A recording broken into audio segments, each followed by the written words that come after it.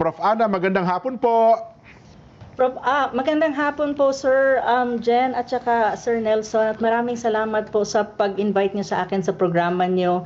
Napapakinggan ko po kayo kanina, ang galing niyo po, alam niyo po. Ang hirap po ng issue na to, pero ang dami niyo nang na-discuss na actually nag-a-agree po ako at tama po kayo doon. Wala ho ba kayong itatama sa mga naunang sinabi na Baka dun sa baka gwapo tayo. Hindi po, nakikinig po ako. Baka dun sa Tama sinabi kayo natin doon. gwapo tayo, dun sa tututol. Dyan. nung sinabi ho ba namin gwapo kami, tutol kayo? Hindi po ako Ayun, tututol. yun. Mabuti't nagkakaintindihan tayo. Tuloy ang interview. Anyway, mamana muna. Kamusta po muna kayo? Kamusta po? Mabuti naman po. Ngayon po wala po ako sa bansa, pero kaya nga po pero sinusubaybayan ko po ang lahat ng mga nangyayari na mga issues ng ating bayan at ano ang mga issues na dapat pong i-clarify tulad po nito. At maganda po sa inyong programa na ngayon ay nai-explain niyo po yung issue kasi Sir Nelson at saka Sir Jen, hindi siya ganun kadali. As in, Opo. mahirap siya. Even sa tulad ko po na actually inaaral ko siya, part siya ng aking doctoral dissertation, though I don't really look at the yung geopolitics of it, more economics ang tinitignan ko sa issue na ito. Pero sobrang hindi siya ganun kadali na madali din siyang anong tawag nito? Madali din siyang i-distort. Yung mga facts, madaling i-distort. Kasi nga, mahirap siyang intindihin para sa isang regular, ordinaryong Pilipino. So, dapat talaga constant education ang kailangan dito. Pero kayo ho ba'y naniniwala, Prof, una na ang Pilipinas ay parang ngayon lang tayo nagkaroon ng interest kung ang pag-uusapan ay geopolitics, itong ating pag-aari sa labas ng mga bansa, tapos itong West Philippine Sea. Kasi mas gusto ata natin yung away ng kapitbahay, away ng ganito. Parang mas doon po interesado ang mga Pilipino, Prof. Ana eh. Oo nga po. Ito nga po yung medyo naiisip ko at nagtataka din ako. Kasi hindi naman, ang mga Pilipino hindi naman talaga siya interested when you talk about foreign affairs. And usually, ang nag-uusap-usap dyan, mga diplomatic issue, foreign affairs, international relations, geopolitics, ay ang mga nasa akademya, or minsan siguro kapag may batas na ipapasa is yung mga nasa legislative branch. Pero ngayon, naging issue siya dahil nga po, medyo complicated ang issue kasi nga mayroong kang mga Pilipino sa loob ng ating bayan na ang ingay-ingay on this issue, ngunit hindi naman na ipapaliwanag kung ano ba talaga ang totoo sa issue na to. So, nadadrag tuloy ang Pilipinas sa mga usapin na to internationally, pero hindi naman maintindihan ng ating mga kababayan kung bakit tayo napupunta doon. Katulad ni Tarela. Actually, Tarela should never speak about these things kasi hindi niya trabaho yan. Ang trabaho niya is pagiging Coast Guard. At saka masalimuot masyado itong issue na to na ang dapat magpaliwanag talaga nito ay ang mga nasa DFA kasi trabaho nila yan.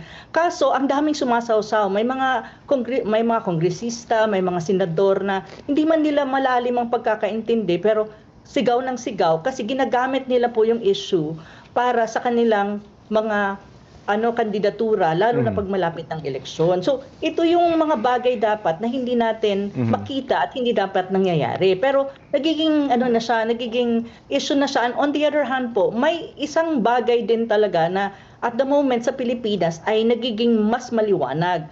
Actually po, kung titignan mo ang geopolitics and international relation, because of the advent of what you call geopolitical rivalry or strategic rivalry ng dalawang malalaking bansa, and these are superpowers, China and the United States. And in this administration, makikita naman natin na ang foreign policy ni Marcos Jr. is very much leaning to the United States. So ang nangyayari po, dahil dito sa geopolitical rivalry between the two superpowers, ang Pilipinas nagiging battleground. So itong issue na to, hindi ito issue ng Filipino and China. Issue ito ng Amerikano at China.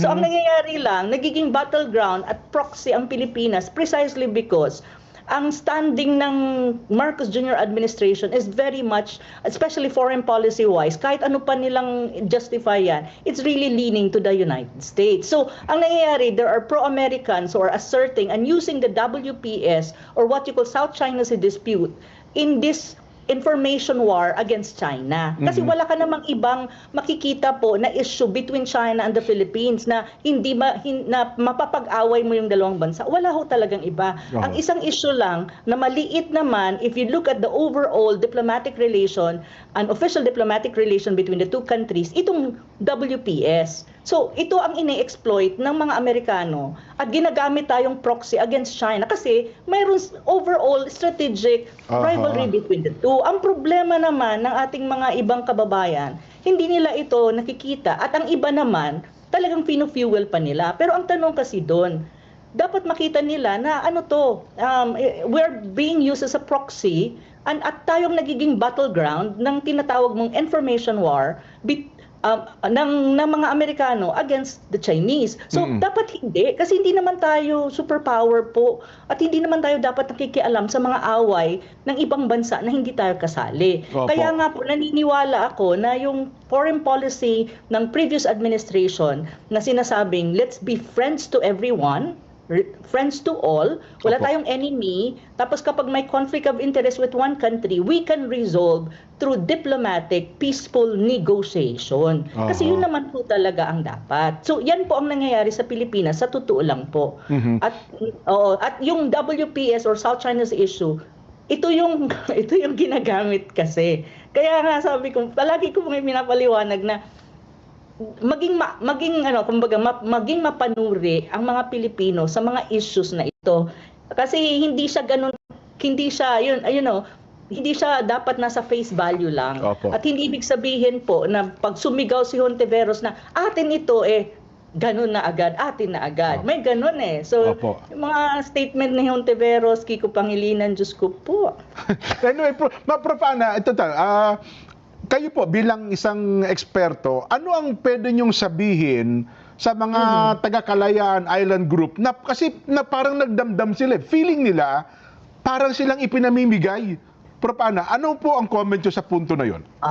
Masyado silang emotional. Opo. Alam mo, yun yung sinasabi ko. That's too emotional. At saka, alam mo, yung mahirap kasi sa mga taong, sorry po yung mga taga-Kalayaan. Ganito yun. Kung hindi nyo naiintindihan yung issue at kung anong mga balitaktakan sa issue na yun, siguro, before kayo mag-react, aralin nyo muna.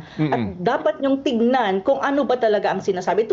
Like for example, si Senator Marcoleta, tinatry nilang i-distort yung sinasabi ni Marcoleta, 'di ba? Which is not good and which is wrong. So sa mga tao na tulad ng mga hindi na makakapunta ng Hong Kong, Opo. China at saka Macau.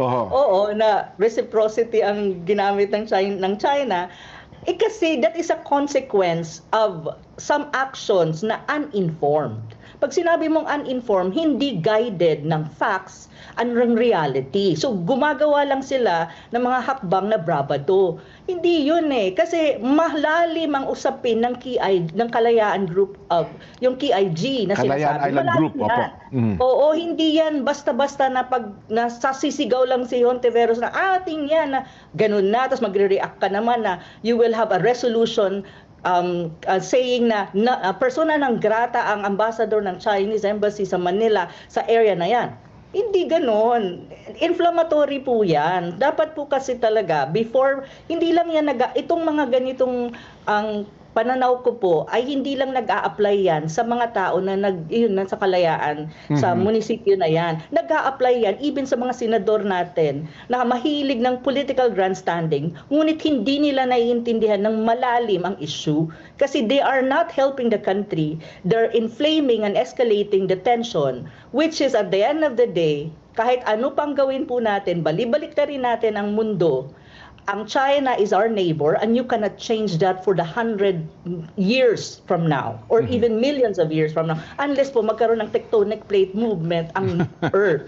On the other hand po, malaki ang China in every respect, military, economy, and almost and population. So, you have to be realistic and pragmatic in how you're gonna approach. Kaya nga po kanina, pinapakinggan ko po kayong dalawa, naniniwala ako dun sa sinasabi nyo at yun din po ang posisyon ko na let's negotiate, let's talk.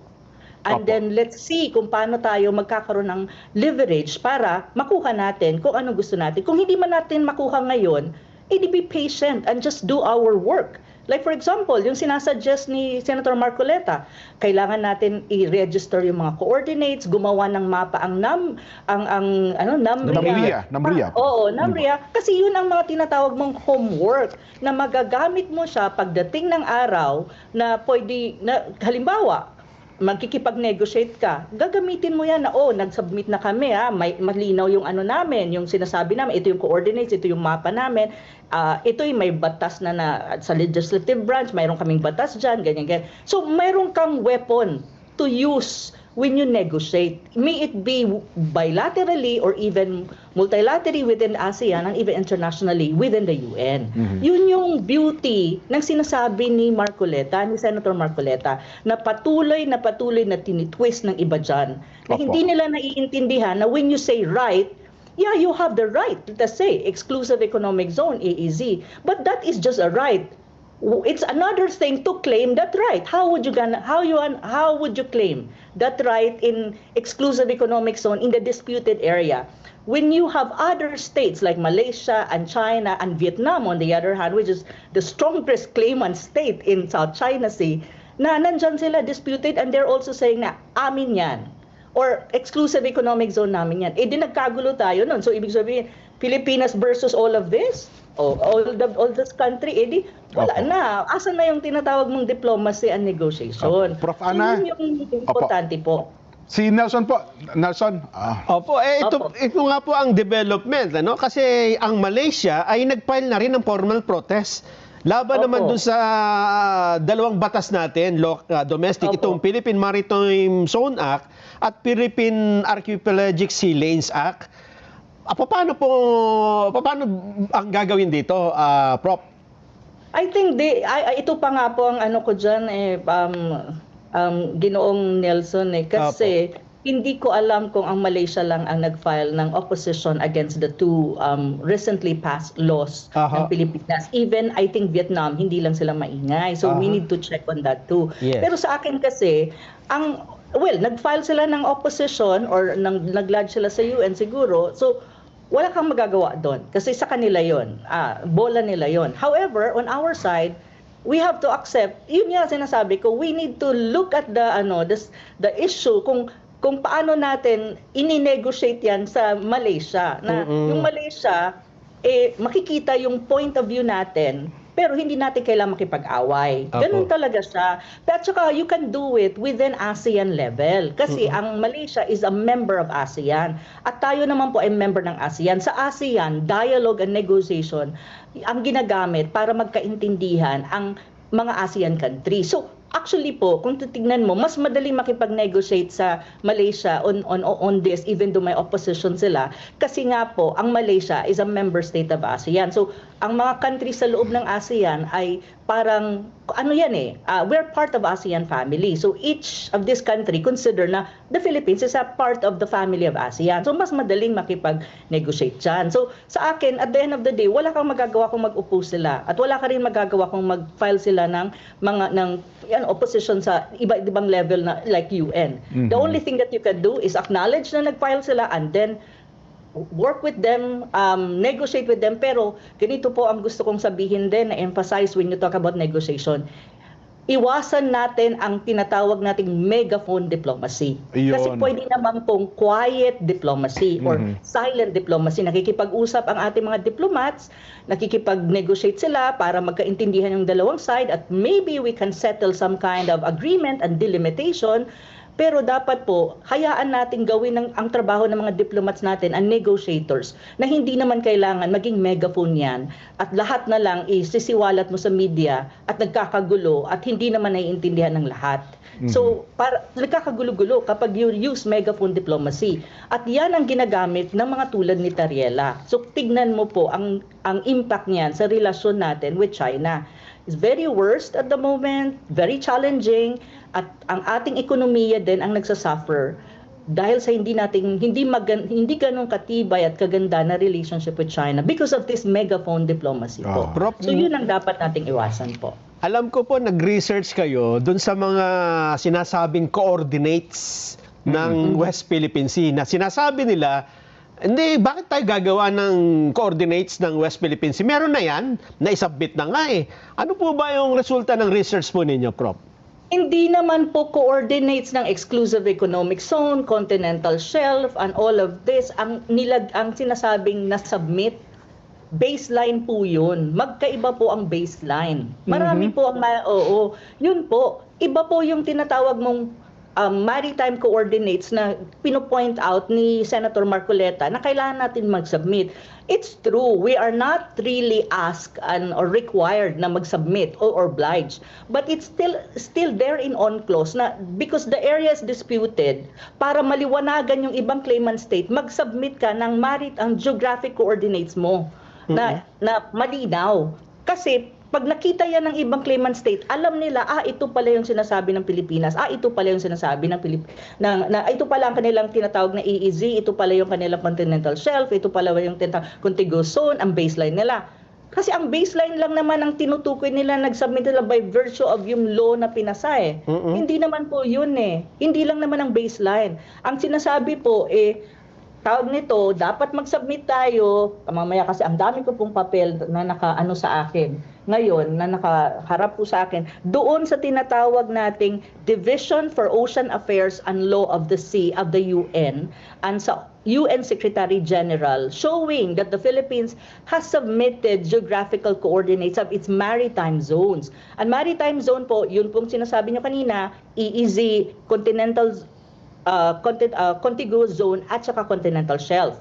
Isasubmit natin para lang masabi na, mayroon kami nito ha, o kayo claimant state, tignan nyo, o UN ha, pero the UN has no power, the UN Secretary General's Office or even itong DUALUS, wala silang kapangyarihan na mag-determine na sa'yo na yan.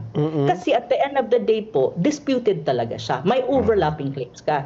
Pero ang maganda lang po doon is may documentation ka na magagamit mo na, excuse me, the Philippines submitted na sa UN Secretary General ng aming geographic maritime zones at saka nandyan na yan sa sa DUALUS. So, wag niyong sabihin na hindi namin ginawa. O sige, tignan mo kung ano yung sa inyo. Ano ba yung nyo? Geographic maritime zone nyo, Malaysia. Ito yung sa amin. So, pag nag-negotiate kayo, paano ba natin ito i-settle? Kasi nag-overlap. Meron ka bang proposal? Ganun siya po eh. At saka magagamit din ito kung in the long run, in the future, may balak tayo na, halimbawa, may balak tayong pumunta sa ICJ, yung tinatawag nating International Court of Justice. Court of Justice. Opo. Tapos magsisettle ka ng then settle mo yung maritime issues mo or sovereignty issues mo, territorial sovereignty. Magagamit mo yan eh. Lahat yan magagamit. Because these are documentation na sana po ginagawa ng mga official ng gobyerno natin na dapat nagtatrabaho on this. Sila kasi yan eh. Trabaho yan eh. Paperworks yan. At saka trabaho yan dapat, like for example, ng DFA. Actually, DFA has to do this. At saka, pwedeng i-reinforce yan ng ating legislative branch. Yun ang pinupunto at yun ang importante na sinasabi ni Senator Marcoleta kasi ganito lang kung kasimple yan. Kung usapin lang naman na simple. Tayo mga Pilipino, aware tayo kung anong kiniklaim natin na atin. Aware tayo doon eh. Hindi na naman po natin kailangan i-convince yung sarili natin. Opo, But the tama. problem is, you need to convince the world. Iyon. Because the world does not recognize WPS. The world does not recognize our claim. The claimant state does not recognize our claim. So what would you do? You don't need to convince us. You need to convince these people Tama. from Malaysia, Taiwan, China, and the international community na, hey, the Philippines is claiming this. This is our EEZ. Even though it's disputed, this is our EEZ because we already have defined this in our coordinates and blah, blah, blah. Ganun ho, we need to convince the world. We need to convince other claimant states. We don't need to convince ourselves kasi tayo, alam na natin yon at inaaral na natin yon. Opo. Ma'am Yung Ana. punto ni Opo. Senator Marcoleta na pilit nilang dinidistort. Ma'am Ana, maglalambing kami sa inyo. Pwede ba tayo magkaroon ng part 2? Kinapos lang kami ng oras eh. Yes po, yes po. Ma'am, Yes, please sir po. please. Opo. Nabitin Opo, kami. opo. Hindi kasi namin alam na nandiyan na pala kayo sa line. Dapat tinawag namin kayo ng maaga eh. Ma'am, please ha. Opo, medyo Opo. pasensya na po kayo Opo, pero sir. magpa-part 2 tayo, Ma'am Ana ha. Prof, please. Opo, sir. Pero bigyan Opo. na natin ng Salamat assignment. po. May assignment Prof, yung Lalambing tayo, Opo. maglalambing. para pag sa tinalakay natin ay alam nyo na, paano ba natin imamapa yung Opo. West Philippine Sea, na isasama mo yung KIG Oo. na hindi mo lalabagin ng UNCLOS.